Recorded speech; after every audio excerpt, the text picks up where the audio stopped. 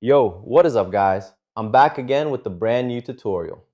Today, I'm going to show you how to get the modded version of SimCity BuildIt. This will basically give you unlimited simoleons and SimCash in the game, which you can use to purchase anything. And don't worry, it's completely safe. I've been using it for a while now.